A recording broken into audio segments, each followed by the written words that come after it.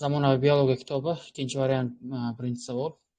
Pomidor o'simligida shoxlarning uzunligi bilan mevasining shaklini ifodalovchi genlar birikkan bo'lib, bir xromosomda joylashgan. Seleksioner uzun poyali katta P yumaloq mevari S heterozigota. Endi bu yerda heterozigota bo'lishi kerak ekan. Dominant genlar tuxum hujayradan o'tgan.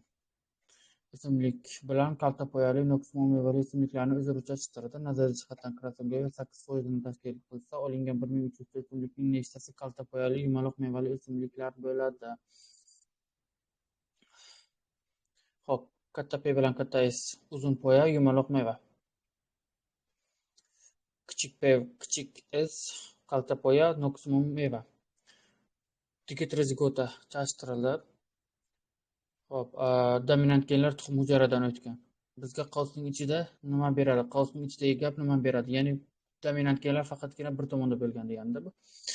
X demak, chashtirish belgisi. Noksumon kalta poya, noksumon meva. Kalta poya, noksumon meva. Chashtirildi. Demak, pennetkadagi krasnogar 8%. 4 ta organizm chiqadi. Qarang, mana bu yerda katta P, katta S, katta B, kichik S. Kichik P, katta S.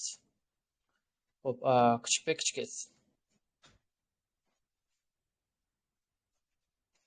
Katta P, katta S. Kichik P, kichik S. Katta P, kichik S. Demak, kichik P, katta S. Demak, mana bu yerda kichik P, kichik S.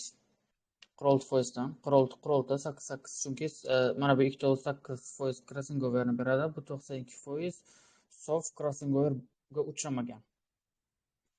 Xo'p, 92.5 qurolti-foizdan, demak qurolti-foiz bu ikkitasi, bu 8 degani uchun 8 ni 2 bilan, demak 4 ga 4.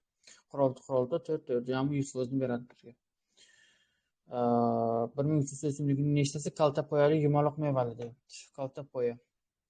Bizda nimani topishimiz kerak? Kichik P yu katta S ni topishimiz kerak. Kichik P, katta S nimasi?